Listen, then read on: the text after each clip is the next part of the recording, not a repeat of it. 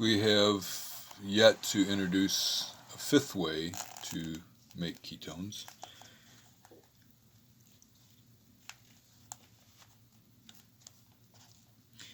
And this is reaction of cuprates, copper reagents, dialkyl cuprates is the full description of the compounds, and if we can react those with carboxylic acid chlorides, we can make ketones. And so this is another general method of making ketones, and we'll find that to be useful. We'll actually be using it more in the chapter that includes carboxylic acid chlorides.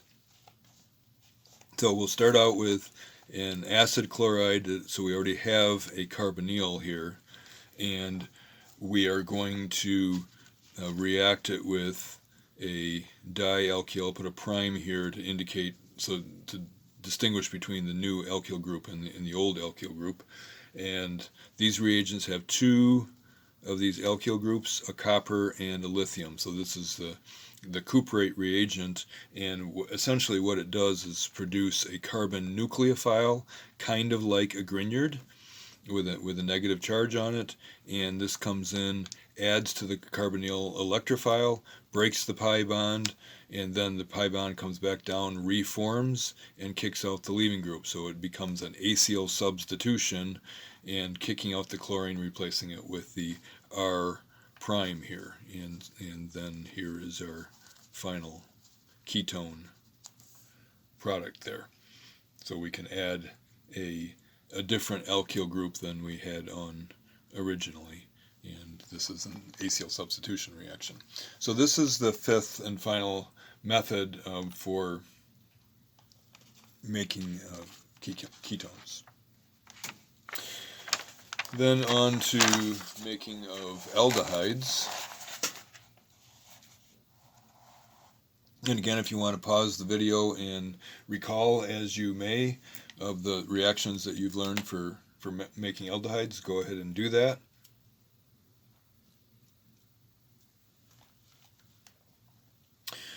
Two reactions then for making aldehydes. One is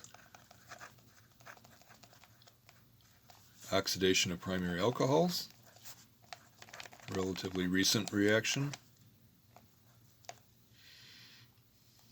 And this is generally useful for making aldehydes, so this is a good general method, general aldehydes.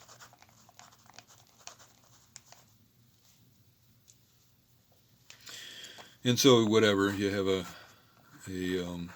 primary alcohol, and then you add a weak oxidizing agent. Remember, primary alcohols get oxidized to carboxylic acids in the presence of a strong oxidizing agent. So pyridinium chlorochromate or Des-Martin periodinane. So this is a D, not a P there, DMP. And then this single bond becomes a double bond, and we have one hydrogen there. So that's a good general way to make aldehydes. And then the other method is again one that you don't see used as much because you're starting with bigger molecules and making smaller molecules, but it's you can do it by ozonolysis again. Ozonolysis of alkenes. And that gives, you can make smaller aldehydes.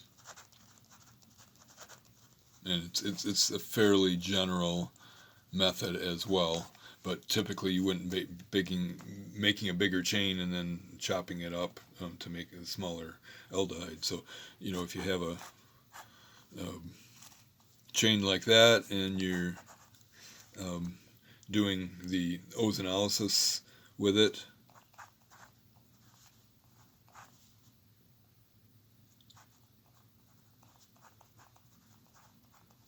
you're breaking it in half here. And if there are hydrogens here instead of alkyl groups, then you end up getting aldehydes. If there are alkyl groups there, you'd be getting ketones. And so this gives you this 3-carbon aldehyde plus this 2-carbon aldehyde. Not particularly useful. It might be more useful if it was a terminal alkene, and so you broke it off and you just got rid of formaldehyde and then formed the aldehyde that you want. Or maybe more useful if it's a cyclic alkene and you're breaking it using the same reagents there and forming a 5-carbon dialdehyde. 1, 2, 3, 4, 5.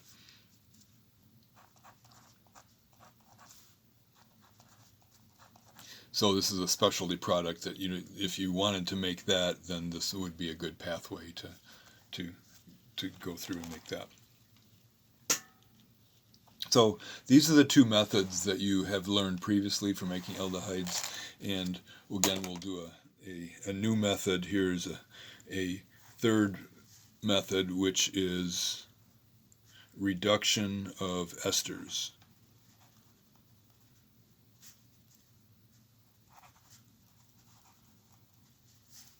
With a reagent called diisobutyl aluminum hydride. And this is another good general method for making aldehydes. So we would start out with an ester of some sort and react it with diisobutyl aluminum hydride, followed by H3O for hydrolysis. And what that does then is, I'm going to put an R prime here to distinguish this, which could be methyl ester, ethyl ester, whatever, from the main chain that we're interested in. And this will give you this aldehyde here. So essentially it's an H minus coming in and kicking out this as a leaving group again, and replacing this OR with a hydrogen to give an aldehyde. And so the reagent is a neutral aluminum with a hydrogen attached to it. That's where the hydride comes from. And then a couple isobutyl groups. So 1, 2.